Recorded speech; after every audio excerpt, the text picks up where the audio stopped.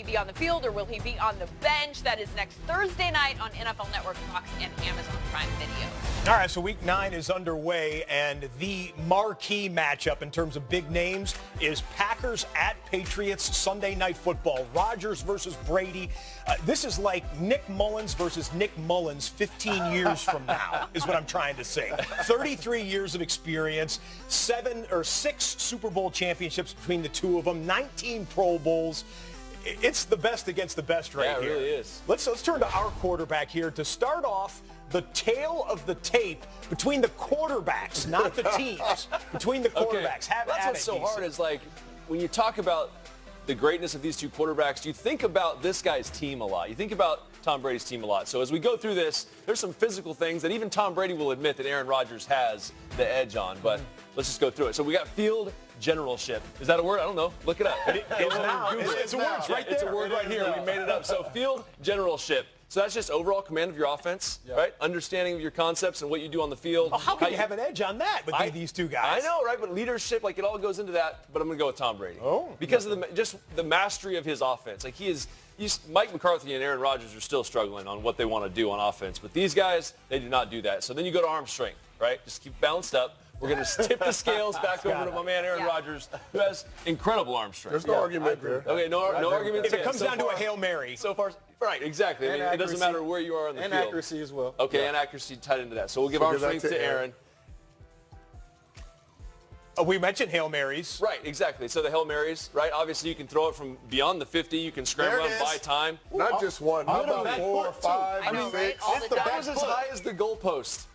Top. I mean, that doesn't happen. Bat it down, 60 years Pat. away. Yeah. It's almost like this is their best way. Exactly, like just a flick of the wrist. The guy has done so many things. Like, he didn't throw like this in college. That's the crazy part, is he's developed this over time. It's really kind of interesting to really break down. Because I played against him. He wasn't throwing like that. Especially not against us. Right? Not against us. He wasn't throwing like that. It didn't happen, right? I mean, it's incredible. So, okay, so now we'll go pocket presence, okay? So pocket presence, I think these two guys are very good moving around in the pocket.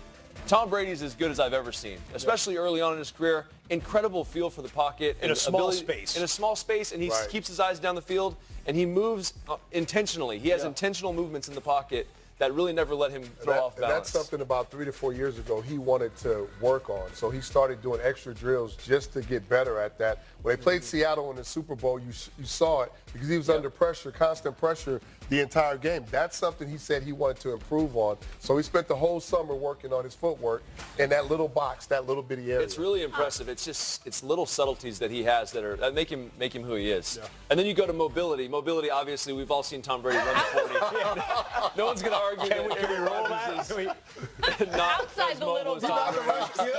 Did he get 1,000 yards rushing yet? No, he's like at 996 or something like that. Rushing almost, but obviously this is where Aaron Rodgers lives. That's where he is above the X's and O's. Mike McCarthy's offense, people will argue that it's pretty cookie cutter. It's pretty basic. Aaron Rodgers makes it that much better. He goes above and beyond the X's and O's. So I'm going to give it to mobility. So look at this. We're 2-2 right here. Oh, wait. Look at the last category, though. Are you kidding me? Clutch. Are you kidding me? I mean, is that clutch. like a tie? Ty Montgomery would argue that he's not clutch. I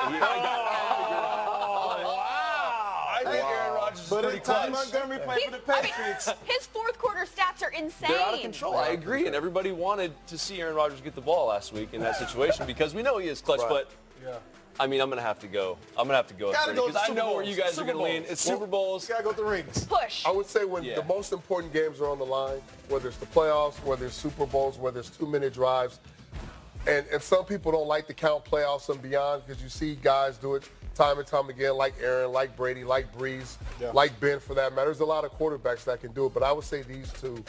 This could have went either way, depending on what you're arguing. But these two are the best in the game at it. No doubt. For sure.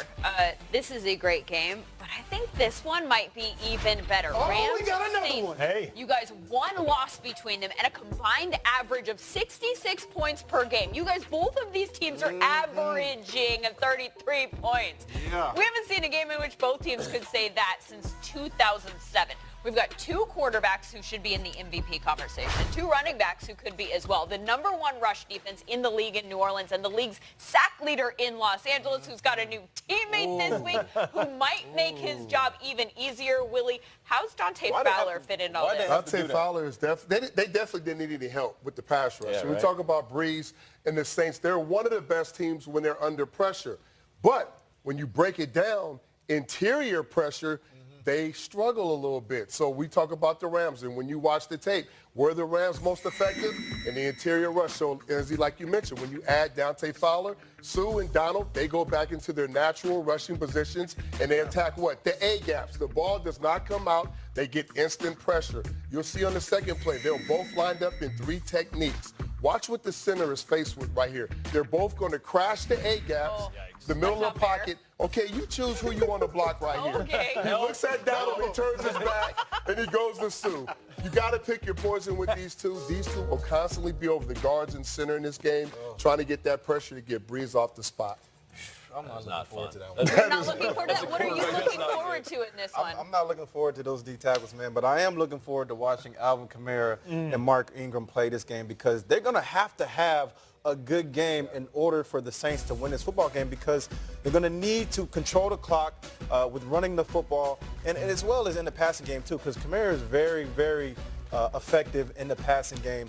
And I look for him to have a big game doing both, running the football and catching the football. But again, this kid, Taysom Hill, oh my God, I love watching this kid, Taysom Hill. I find myself sometimes watching the games just to see how they're going to use him next because he can do it all. He returns kicks, plays quarterback, he threw a nice pass to Michael Thomas last week.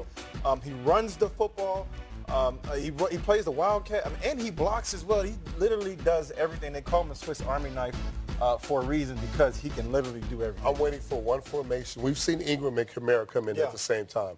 I'm waiting for the one formation where Hill, Kamara, and Ingram all in the game at the same time. I feel like the question mark here is the Saints defense, though, It really right? is, especially at home, right? They have a chance at home to get the crowd noise going, right? This game's going to be out of control excitement-wise. So get the crowd noise going, cause a little confusion. You can't do as much on the road, right? Rams, you can't just go out there, do shifts and motions and all these fun things when it's pumping in there. If the Saints can get after them on defense, cause some turnovers, that's the trick. Be opportunistic. Like, this is the league right now where the defense isn't going to go out there and pitch a shutout very often.